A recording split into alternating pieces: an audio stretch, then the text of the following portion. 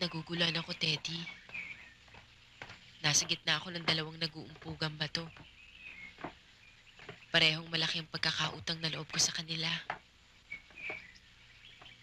Pareho ko din silang mahal. Ano bang dapat kong gawin? Ang ina ay ina. Ang lola ay lola lamang. Pero kung akong tatanungin mo, mas matimbang na mahalin at pagkasamaan ng iyong ina kaysa sa lola mo. Nasa hustong gulang ka na. Ikaw at ikaw lamang ang makakapag-desisyon para sa sarili mo. Sa ating dalawa, anong plano mo? Jessica, mahal kita. Yan ang sinasabi mo, pero ang gusto kong malaman ay yung mga plano mo. Magpapakasal tayo. Pero hindi pa ngayon. Marami pa akong dapat tuparin sa plano ko sa buhay. At kung ano man yun, ay para sa iyo rin yun. Sa ating magiging pamilya. Yun lang naman ang gusto kong marinig eh. Salamat, Teddy. Mahal na mahal kita. Kahit na anong gusto mo, gugustuhin ko na rin.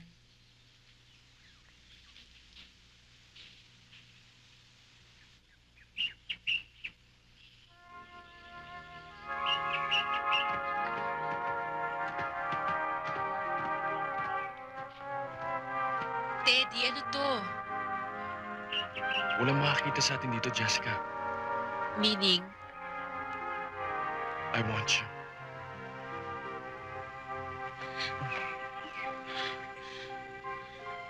I want you now. Wag muna, Teddy. Wag muna. Bigay mo na sa akin. Bigay mo na sa akin, Jessica. Teddy, baka hindi ko na mapigilan ang sarili ko.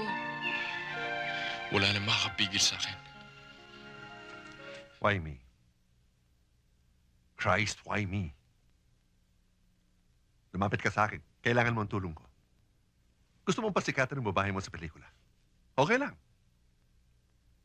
Yun pala, si Candy ang gusto mo. What have you got against me? Nothing. Nothing! Ang asawa ko, ang anak ko, pati si Candy, nothing? Konyo! Look, Joey. Alam mo naman ang trabaho ko. Laging babae kaharap ko. Wala silang pinag-uusapan kundi mga lalaki.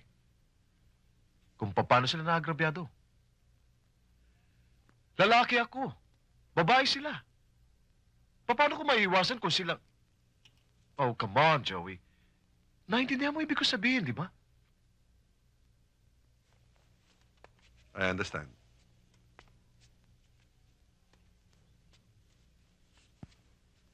Ang asawa ko, matagal na kaming hindi. Marami na akong pagkukulang sa kanya. Pero por Dios, my 16-year-old daughter, gusto mo maintindihan ko rin yan? I never... I swear, Ano palagay mo sa akin? Torpe? wala akong hilig sa bata. Eh bakit si Candy? Pinakilaman mo. Alam mo naman na akin siya. I like her. Mahal ka ba niya? I don't know. I'm not sure. Kung mahal ka, pakakasalan mo? Why not? Ang problema sa tingin ko, ikaw na ang gusto niya.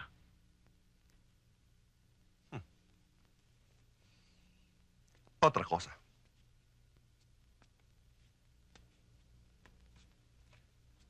In that case,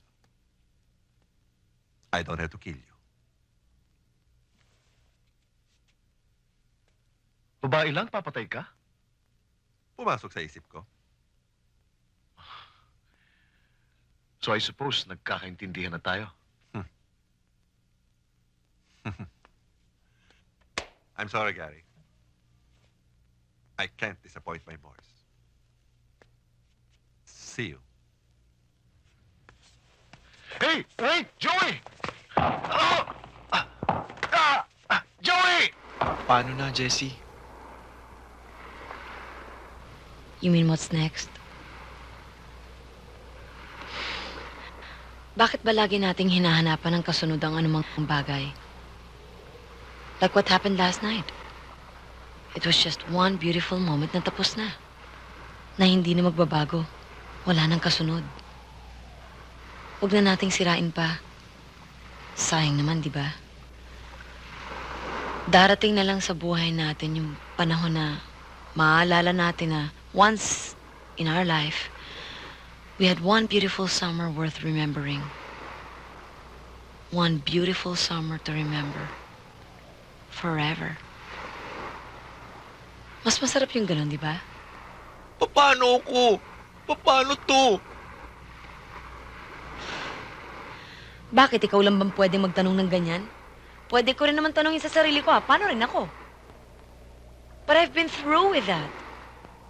Dati ganyan din ako eh. Parati kong tinatanong, paano na ako? Anong mangyayari sa akin? Saan ako pupunta?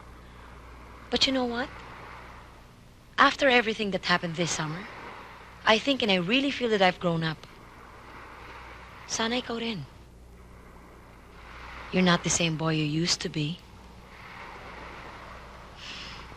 Kung sino ka mang Roy kahapon, dapat ibang Roy ka na ngayon. You're a real man now. Mama ka na ngayon.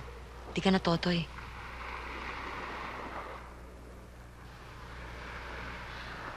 Alam mo, kaya nga iniisip ko, now is the right time to make a decision to both go our own separate ways. Magkaiba naman ang landas natin eh. Don't let your feelings destroy what the future has in store for you. For me. For both of us. Maaring magkita pa tayong muli. Maaring hindi na kailanman. Only destiny will tell.